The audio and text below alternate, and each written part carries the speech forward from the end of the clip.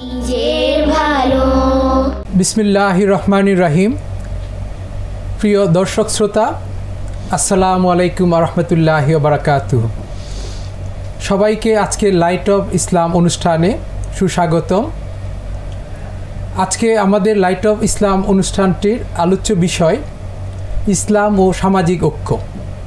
ঐক্যর কোনো বিকল্প নেই, ইউনিটি স্ট্রেংথ, এবং ঐক্যর মাধ্যমে আমরা জাতিগতভাবে সামাজিকভাবে এগিয়ে যেতে পারি এবং ইসলামে ঐক্যের প্রতি তাগিদ রয়েছে, যার জন্যে আমরা ইবাদতের ক্ষেত্রে ঐক্যবদ্ধভাবে আমরা ইবাদত করি, আমরা হজ পালন করি, নামাজে ঐক্যবদ্ধভাবে 5 ওয়াক্ত নামাজে ঐক্যবদ্ধ হই এবং ঐক্যবদ্ধর মধ্যেই একটি আমাদের শান্তি, কল্যাণ এবং উন্নয়ন নিহিত রয়েছে।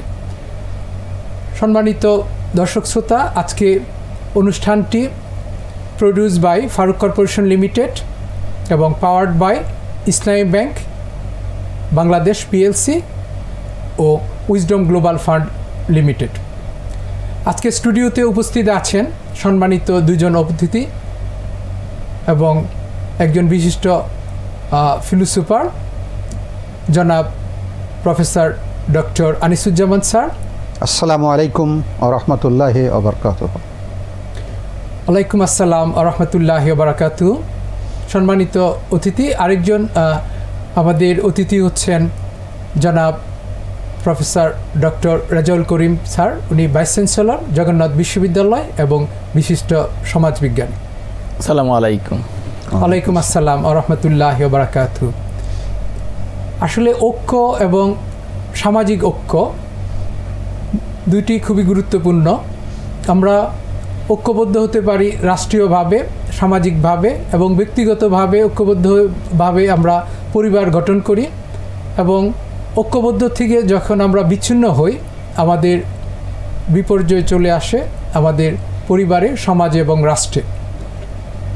এবং ঐক্যবদ্ধ থাকার জন্যে আল্লাহ পাকের নির্দেশনা আছে, তাগিদ আছে এবং ইসলামে ঐক্যবদ্ধ থাকার জন্যে একটি বিশেষভাবে ইঙ্গিত রয়েছে। কারণ ঐক্য মানে একীভূত হওয়া।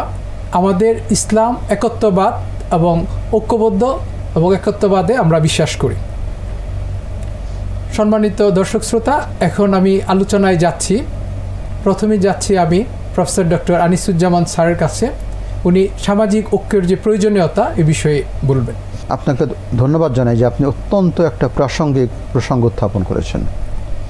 আমরা যদি আমাদের দেশের দিকে তাকাই, আমরা দেখতে পাচ্ছি আমরা জাতিগত পর্যায়ে নানা রকমভাবে বিচ্ছিন্ন, অথচ ঐক্য খুবই প্রয়োজন। ইংরেজিতে একটা কথা আছে, united we stand, divided we fall. এবং আর একটা কথা আছে, ইউনিটি ইজ এ স্ট্রেংথ। এখন ঐক্য হবে কেন? ঐক্য হবে কীভাবে হবে? মানুষের জীবনে দুই ধরনের। তার আগে একটা কথা বলেন, ঐক্যের প্রয়োজন কেন? ঐক্যের প্রয়োজন এই জন্যে যে মানুষের অনেক প্রয়োজন আছে, সব প্রয়োজন সে একা পূর্ণ করতে পারে না, এই জন্য তাদের কনসাল্টেড সামষ্টিক এফার্টের প্রয়োজন হয়। এটা হচ্ছে মূল ভিত্তি, রিয়েলিস্টিক্যালি স্পিকিং। আর একটা হচ্ছে যে আমরা যদি দেশের দিকে তাকাই, পরে আমরা বৈশ্বিক পর্যায়ে যাব, তাহলে আমরা দেখব যে আমাদের জাতি নানা কারণে এখন বিভক্ত হচ্ছে, অথচ ঐক্যের খুব প্রয়োজন। এখন বিভক্ত হয় কেন? বিভক্ত হয় ছোটো ছোটো কারণে। আর প্রয়োজন ঐক্য কেন প্রয়োজন? বড় কারণে। এই জন্য বলা হয় যে কতগুলো মৌলিক প্রসঙ্গ, কতগুলো মৌলিক ইস্যুকে সামনে নিয়ে, যেগুলো আমরা ন্যাশনাল ইস্যুস বলি, সেগুলোকে সামনে নিয়ে আমাদের অগ্রসর হতে হবে। এটা একটা দিক গেল। অপরটি, যেহেতু আপনি ইসলামের কথা বলেছেন, ইসলামও ঐক্যকে আল্লাহ তাআলা অনেক শক্তিমত্তার সাথে, খুবই দৃঢ়তার সাথে এর প্রয়োজনটা উপস্থাপন করেছেন কোরআন শরীফে এবং হাদিসও। কোরআন শরীফে বলা হয়েছে যে তোমরা আল্লাহর রশ্মিকে খুব শক্তভাবে ধরো এবং তোমরা বিচ্ছিন্ন হও না। এবং বিচ্ছিন্নের পরিণতি হিসেবে বলা হয়েছে যে বিচ্ছিন্ন হতে হতে তারা ধ্বংসের গহ্বরের সীমারেখায় পৌঁছে গিয়েছিল। এখন এই যে রশ্মি, আল্লাহর রশ্মি বলতে অধিকাংশ ইসলামী চিন্তাবিদ তারা কোরআন শরীফকে বলেছেন। এবং কোরআন শরীফ মানে কতগুলো বিধিবিধান। আমরা যেটাকে ধর্ম বলি, ধর্মটা এসছে ধীরি ধাতু থেকে, অর্থাৎ যেটা ধারণ করে, কতগুলো বেসিক মূল্যবোধ যেটা না ধরলে সমাজ কাঠামো ভেঙে যায়। ঠিক একইভাবে ইংরেজি রিলিজিয়ন শব্দটা রিলিজিও থেকে আসছে, দ্যাট মিনস বাইন্ডস টুগেদার, ধরে রাখে। যেমন সত্য কথা বলা। যদি আমরা মিথ্যে কথা বলি সমাজ কাঠামো ভেঙে যাবে। একটু অন্যরকম মনে হলেও কথাটাকে আমি আনি। রাসূল সাল্লাল্লাহু আলাইহি ওয়াসাল্লাম ইসলামে কোরআন শরীফে বিভিন্ন ভাগে মানুষের শ্রেণী বিভাগ করা হয়েছে। তার মধ্যে সবচেয়ে নিম্ন স্তরে যারা, তাদেরকে মুনাফিক বলা হয়। এবং মুনাফিকের লক্ষণ রাসূলুল্লাহ বলছেন, মুনাফিকের লক্ষণ 3টে। সে যখন কথা বলে মিথ্যে কথা বলে, প্রতিশ্রুতি ভঙ্গ করে এবং আমানতের খেয়ানত করে। আমরা যদি গভীরভাবে লক্ষ্য করি, এই 3টে রাসূলুল্লাহ সাল্লাল্লাহু আলাইহি ওয়াসাল্লাম কিন্তু মুনাফিক হওয়ার জন্যে নামাজ পরিত্যাগ করে, হজ করে না, রোজা থাকেন, এগুলো বলেন নাই। তিনি এমন 3টে মানবিক মৌলিক বৈশিষ্ট্যর কথা বলেছেন যার উপরে সমাজ নির্ভর করে। যদি মানুষ তার প্রতিশ্রুতি ব্রেক করে, ট্রাস্ট ভায়োলেট করে, মিথ্যে কথা বলে, তো সোশ্যাল ফ্যাব্রিকটা ভেঙে পড়ে। এই জন্য ইসলাম একটা, আপনি আগের সেশনে বলছেন, ইসলাম একটা পরিপূর্ণ জীবন বিধান ও কর্মদর্শন। সেই জন্য ইসলামে এমন কতগুলো মূল্যবোধ আছে যেগুলো সমাজের সাথে, রাষ্ট্রের সাথে, ইসলাম সরাসরি রাষ্ট্র নিয়ে কোরআন কথা বলে নাই, কিন্তু রাষ্ট্র যেহেতু জীবনের একটা গুরুত্বপূর্ণ দিক, এর মূলনীতি বলেছে। অর্থনীতি সরাসরি আলোচনা করে নাই, কিন্তু অর্থনীতি যেহেতু জীবনের একটা গুরুত্বপূর্ণ দিক, অর্থনৈতিক নির্দেশনা কোরআন শরীফে আছে, বেসিক। এখন মূল সঙ্গে ফিরে আসে, তাহলে দেখা যাচ্ছে যে সামাজিক ঐক্য আমার বিবেচনায় সমাজের পরিধি রাষ্ট্রের থেকে বেশি। সামাজিক ঐক্যই বলেন, রাষ্ট্রীয় ঐক্যই বলেন, বা বৈশ্বিক ঐক্যই বলেন, বা এলাকা রিজিওনাল ইউনিটি বলেন, এর প্রত্যেকটা ক্ষেত্রেই আমাদেরকে ওর পরিপ্রেক্ষিতে, ওর সাথে অ্যাপ্রোপ্রিয়েট যে সমস্ত নেশানারা গুরুত্বপূর্ণ, কোনটা মেজর, কোনটা মাইনর, কোনটা প্রাইমারি, কোনটা সেকেন্ডারি, এটাকে first of all you need to identify this. তারপরে যেটা বেসিক, যেটা মৌলিক, যেটা ইনঅ্যালাইনেবল, যে অ্যাসেনশিয়াল, তার ভিত্তিতে আমাদের এক থাকতে হবে। আমি একটা দর্শন দেই প্রায়, সেটা হচ্ছে ওলামাদের জন্যে ইখতিলাফ ইত্তেহাদ মাল ইখতিলাফ, অর্থাৎ মতদ্বৈধতা বা বহু মতবাদ সত্ত্বেও ঐক্যের প্রয়োজন। এমন না যে মতবিরোধ থাকবে না, মতবিরোধ থাকাটা, difference of opinion is a sign of life, সেটা থাকতে হবে, কিন্তু বৃহত্তর ঐক্যের জন্যে আমাদের এটা ভুলে যেতে হবে। এই জন্য বলা হয় যে ব্যক্তির থেকে দল বড়, দলের থেকে দেশ বড়। এটার কারণটা কি? এর কারণ হচ্ছে একটা দেশের কল্যাণের জন্যই দল গঠিত হয়, এবং এখানে শুধু যে রাজনৈতিক দল না, যে কোনো সংঘবদ্ধ হকে দল বলে, যা সাংস্কৃতিক দল হতে পারে, অর্থনৈতিক দল হতে পারে, অন্যান্য বিষয়। তো মূল কথা আপনি উত্তর এখানেই শেষ করি যে আমাদের দার্শনিক দিক দিয়ে, সামাজিক দিক দিয়ে এবং বাস্তবতার দৃষ্টিতে ঐক্যের কোনো বিকল্প নাই। ঐক্য যদি আমাদের না থাকে, আমরা দুর্বল হয়ে যাব, জাতিগতভাবে দুর্বল হব, সামাজিকভাবে দুর্বল হব, বৈশ্বিকভাবে দুর্বল হব। এবং এই ব্যাপারে আমাদের বুদ্ধি, আমাদের কমন সেন্স, আমাদের ফিলসফি, আমাদের রিয়েলিজম এবং আমাদের ধর্ম এর পক্ষে কথা বলে। আপনাকে ধন্যবাদ। ধন্যবাদ। এখন আমি আলোচনায় যাব সামাজিক ঐক্য কেন গুরুত্বপূর্ণ এবং এটা কিভাবে আমাদেরকে প্রভাবিত করে এবং সামাজিক ঐক্যের যে সুফল কী, এই বিষয়ে এখন আলোচনা করবেন ডক্টর রাজাউল করিম স্যার। বিসমিল্লাহির রহমানির রহিম। আপনাকে ধন্যবাদ। প্রকৃতপক্ষে সমাজের যে সৃষ্টি বা ভিত্তি, এটাই হলো পারস্পরিক সহযোগিতা। একা কারো পক্ষে সমাজে চলা সম্ভব নয়। আমরা কেউই স্বয়ংসম্পূর্ণ নই, আমাদেরকে একে অপরের সাহায্য নিয়ে চলতে হয়। সেজন্যই আমরা বুঝতেই পারি যে মানুষ হিসাবে বেঁচে থাকতে হলে আমাদের সামাজিক ঐক্যের প্রয়োজনীয়তাকে অস্বীকার করার কোনো উপায় নেই। এটা অত্যন্ত গুরুত্বপূর্ণ। এমনি যদি আমরা সমাজের যে কোনো ঘটনা দেখি, সব ঘটনাই কিন্তু আপনার যে কোনো আবিষ্কার, যে কোনো বিজ্ঞান বা যে কোনো যাই কিছু হোক, তার সবই সমাজে গ্রথিত। কিভাবে? এই যে ধরুন কিছুদিন আগে, কয়েক বছর আগে আমাদের দেশে সারা বিশ্বে যে কোভিড-19 হয়ে গেল, তারও ওখানে যে আমরা দেখতে পাই যে এটা শেষ পর্যন্ত সামাজিক একটা বিষয় হয়ে দাঁড়িয়েছিল। আপনারা জানেন যে সোশ্যাল ডিস্ট্যান্স, সোশ্যাল আইসোলেশন, এগুলো কতভাবে আমাদের জীবনকে নিয়ন্ত্রণ করেছে। এখন প্রশ্ন হলো যে আমাদের মধ্যে যদি সামাজিক ঐক্য না থাকে, তাহলে এই যে জ্ঞান, বিজ্ঞান বা অন্যান্যভাবে আমরা যে প্রগতি অর্জন করছি, তার মধ্যে যখন এই ধরনের একটা চ্যালেঞ্জ বা একটা থ্রেট চলে আসবে, সেগুলোকে তো আমরা আর কন্ট্রোল করতে পারবো না।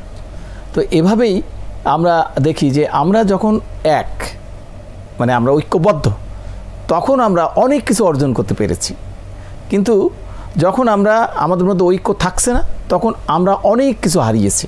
এটা আর উদাহরণ দিলে বহু উদাহরণ দেওয়া যাবে। তো তো সেজন্যে এই যে সামাজিক ঐক্যের গুরুত্ব, এটা আমাদের প্রত্যেকে অনুধাবন করতে হবে। আমাদের যে ইসলাম ধর্ম, সেই ইসলাম ধর্মে সকল ক্ষেত্রে কিন্তু একত্রে সব কিছু করার উপরে অত্যন্ত গুরুত্ব আরোপ করেছে। প্রধান প্রধান যে জিনিসগুলো আমরা দৈনন্দিন জীবনে মেনে চলি, ইসলামের যে নিয়মাবলী, আমরা একসাথে নামাজ পড়ি। এই যে এখন রমজান চলছে, সেই রমজানে আমরা কি দেখতে পাই যে একত্রে সবাই ইফতার করছে। সেই একত্রে ইফতার করা এর একটা যে আমাদের যে সামাজিক যে ঐক্য, তার একটা প্রতিফলন এটা দিয়ে কিন্তু আমরা প্রকাশ করতে পারছি। হয়তো আমরা শুধু ইফতারিটা করছি, কিন্তু এর কিন্তু একটা প্রতীকী মূল্য আছে। সবাই দেখছে যে এই আমরা সবাই একত্রে একটা কাজ করছি, কী করছি, আমরা সবাই ইফতার করছি। তো সুতরাং এর মাধ্যমে কি হচ্ছে, এর মাধ্যমে আমাদের পরস্পরের যে ইন্টারাকশন হচ্ছে, এবং সেই ইন্টারাকশনের মাধ্যমে আমাদের পারস্পরিক সহমর্মিতা বাড়ছে। ওই যে বলছিলাম যে সমাজের যে ভিত্তি, সেই ভিত্তিটা হচ্ছে পারস্পরিক দেওয়া নেওয়া। সেই পারস্পরিক দেওয়া নেওয়াটা সহজ হচ্ছে, আমাদের মধ্যে ঐক্য হচ্ছে, সেই ঐক্যটা দৃঢ় হচ্ছে। দৃঢ় হলে আমাদের উপরে সমাজ হিসাবে যদি আমাদের কোনো রকম বাধাবিঘ্ন আসে, তাহলে সেটা আমরা সম্মিলিতভাবে সেটা আমরা মোকাবেলা করতে পারছি। আজকে আমাদের দেশে যে পরিস্থিতি, শুধু আমাদের দেশে কেন, যে কোনো দেশে আমরা এই যে যদি কোনো কিছু অর্জন করতে চাই, তাহলে আমাদেরকে সামাজিক মানে ঐক্য অবশ্যই ধরে রাখতে হবে। যদি আমরা ধরে না রাখতে পারি, তাহলে অবশ্যই আমাদের সামনে সুদিন নেই, দুর্দিনে আমাদের পড়তে হবে। ধন্যবাদ। ধন্যবাদ ডক্টর রেজাউল করিম স্যার। বাংলাদেশের প্রেক্ষিতে কেন সামাজিক ঐক্য প্রয়োজন এবং গুরুত্ব, এবং কোন কোন ক্ষেত্রে বা কোন কোন পর্যায়ে কি কি গ্যাপ আছে, বা কি দিকে উন্নয়ন করলে আমাদের সামাজিক উন্নয়ন হবে, এ বিষয়ে বলার জন্য অনুরোধ করছি ডক্টর আনিসুজ্জামান স্যারকে। ধন্যবাদ। আমার এবং ডক্টর রেজাউল করিমের আলোচনার সূত্র ধরে অগ্রসর হই। আগে আমরা বলেছি যে ঐক্য এই জন্য প্রয়োজন যে আমাদের বহু প্রয়োজন আছে, এটা এককভাবে করা যায় না। ইনফ্যাক্ট আমরা যে পৃথিবীতে এসেছি, এটা একটা জয়েন্ট ভেঞ্চার, অন্তত দুইজন মানুষের সাথে যুক্ত, বাবা এবং মা। এবং তারপর আরও বেশি যত মানুষের বয়স বাড়ে, প্রয়োজন বাড়ে, এবং এর পরিধি, এবং তাদেরকে আমরা অ্যাক্টরস বলি, যাতে অংশগ্রহণ করে, তাদের সংখ্যা কিন্তু বাড়তে থাকে। এবং এইটা সূত্রপাত কিন্তু পরিবার থেকেই হয়। আমরা যেটাকে সামাজিক শৃঙ্খলার কথা বলি, যেটা হচ্ছে ভিত্তি, কী করে ঐক্য স্থাপিত হবে, তা কিন্তু মানুষ পরিবার থেকেই শেখে। ইসলামে যদি ইংরেজিতে বলি, ইসলামে এটা একটা অর্গানিক ভিউ বলে। রাসূল সাল্লাল্লাহু আলাইহি ওয়াসাল্লাম উম্মাহকে একটা বডির সাথে তুলনা করছেন, এবং প্রত্যেকটি ইন্ডিভিজুয়াল তো একটা অর্গান, এবং তাদের সম্পর্কে এমন হবে। রাসূল বলছেন যে চোখে যদি ব্যথা হয়, সারা শরীর অনুভব করে, কানে যদি ব্যথা হয়, সারা শরীর অনুভব করে। এমনকি আল্লাহ তাআলা কোরআনে বলছেন যে তোমরা নবী লা নুফাররিকু বাইনা, নবীদের মধ্যে কোনো পার্থক্য করো না। হ্যাঁ, তাদের মর্যাদা আছে, সেটা ভিন্ন কথা, কিন্তু বেসিক লেভেলে যেমন মানুষের মধ্যে একটা মানবিক ঐক্যের প্রয়োজন আছে, ওরকমভাবে সামাজিক ঐক্যের প্রয়োজন। এবং এইটাকে যদি আমরা গুরুত্ব না দেই, তাহলে সামাজিক শৃঙ্খলা সেটা থাকবে না।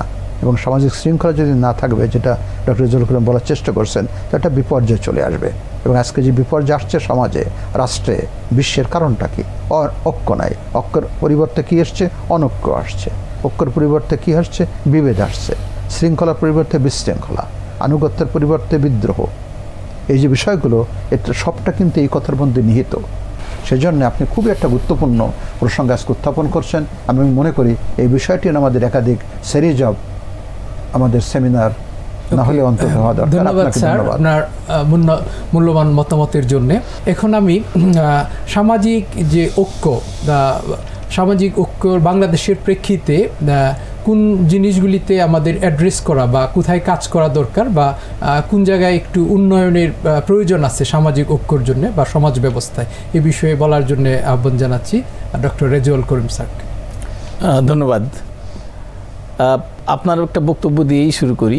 এই যে একটা মানুষের যে অ্যাটিটিউড, অর্থাৎ ত্যাগ স্বীকার করার যে বিষয়টা, এটা কিন্তু সামাজিক ঐক্যের জন্য সব থেকে গুরুত্বপূর্ণ।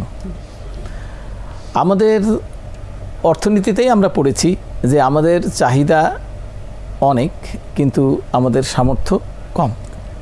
তাহলে আমাদেরকে মানে একটা জিনিসের জন্যে আমরা যদি ত্যাগ স্বীকার না করি তাহলে আরেকজন এটা কিভাবে পাবে? তো যদি সামাজিক ঐক্য তৈরি হয় তাহলেই কিন্তু একমাত্র এই যে ত্যাগের যে বিষয়টা এটা মানুষ প্র্যাকটিস করবে এবং পারস্পরিক যে সৌহার্দ্যবোধ সেটা গড়ে উঠবে এবং আমাদের মানে পারস্পরিক যে দেয়া নেওয়ার মধ্য দিয়ে আমাদের চাহিদাগুলোও পূরণ হবে। এখন এই জন্যে যে আমাদের এই যে ত্যাগের যে মানসিকতা, এই ত্যাগের মানসিকতাটা তৈরি করতে হবে। এটা অত্যন্ত প্রয়োজন যদি আমরা সামাজিক ঐক্যকে গড়ে তুলতে চাই। আরেকটা বিষয় হলো যে এই যে আমাদের যে নৈতিক যে শিক্ষাটা, নৈতিক শিক্ষাটা কিন্তু সামাজিক ঐক্যের জন্যে খুবই গুরুত্বপূর্ণ। এখানে নৈতিকতা কিন্তু শাশ্বত একটা বিষয়, এখানে আপনি কোনো রকম ফের নেই। সুতরাং এটা আমি যদি নৈতিকতা মেনে চলি, আমি যেভাবে চলবো আপনিও যদি নৈতিকতা মেনে চলেন আপনিও ঠিক সেভাবে চলবেন। প্রত্যেক মানুষ যদি নৈতিকতা মেনে চলে তাহলে কিন্তু তাদের মধ্যে চিন্তা, চেতনা, কর্ম এর মধ্যে দিয়ে কিন্তু একটা ঐক্য হয়ে যাবে। তো ঐক্য হলে এই জন্যেই আমাদের যে নৈতিক শিক্ষাটাও খুবই গুরুত্বপূর্ণ, যাতে করে আমরা সবাই একরকম চিন্তা করতে পারি, যে চিন্তাটা হলো নৈতিকতার ভিত্তিতে ভালো সমাজের জন্য উপকারী। এছাড়া ধরুন আমাদের সমাজে আমরা লক্ষ্য করেছি যে আমাদের স্যার বলছিলেন যে এখানে অনেক কিছুই ঘটতেছে যাতে একটা বিশৃঙ্খল পরিবেশের সৃষ্টি হচ্ছে। তো আমরা যদি পারস্পরিক বিভেদটাকে বজায় রাখি তাহলে কিন্তু সামাজিক ঐক্য গড়ে উঠবে না। আমাদের এই বিভেদকেও কমাতে হবে। তো বিভেদকে আমরা কিভাবে কমাতে পারি? বিভেদকে আমাদের কমাতে হবে পারস্পরিক, যেটাকে আমরা বলি ইন্টারাকশন, অর্থাৎ মিথস্ক্রিয়া। আমাদের পরস্পরকে বুঝতে হবে এবং একটু আগেই আমাদের ওই স্যার যেমন বললেন যে বিভেদ তো থাকবেই, আবার মানে আসলে বিভেদ নয়, এটাকে আমি বলবো দ্বিমত। কোনো একটা বিষয় সম্পর্কে দ্বিমত থাকবেই, কিন্তু যে দ্বিমতটা যদি আমরা পারস্পরিক যে আমাদের যে বাংলা এটাকে মিথস্ক্রিয়া বলবো বা ইন্টারাকশান, সেই ইন্টারাকশানের মাধ্যমে যদি আমরা মিনিমাইজ করতে পারি তাহলেই আমাদের মধ্যে সামাজিক ঐক্য গড়ে উঠবে। ধন্যবাদ স্যার আপনার মূল্যবান মতামতের জন্য। আমরা যদি সামাজিক ঐক্য আমরা গড়ে তুলতে পারি তার মাধ্যমে আমাদের জাতীয় এবং রাষ্ট্রীয় ঐক্য গড়ে তুলবে এবং যার ফলশ্রুতিতে আমরা একটা সুশৃঙ্খল সুন্দর জাতি হিসাবে বিশ্বে মাথা উঁচু করে দাঁড়াতে পারবো। আমাদের এই ঐক্যবদ্ধের শিক্ষাই হোক জীবনের পাথেয়। আজকের অনুষ্ঠান এখানে শেষ করছি। পরবর্তী লাইট অফ ইসলাম দেখার জন্য আপনাদের রইল আমন্ত্রণ। আসসালামু আলাইকুম ওয়া রাহমাতুল্লাহি ওয়া বারাকাতুহু।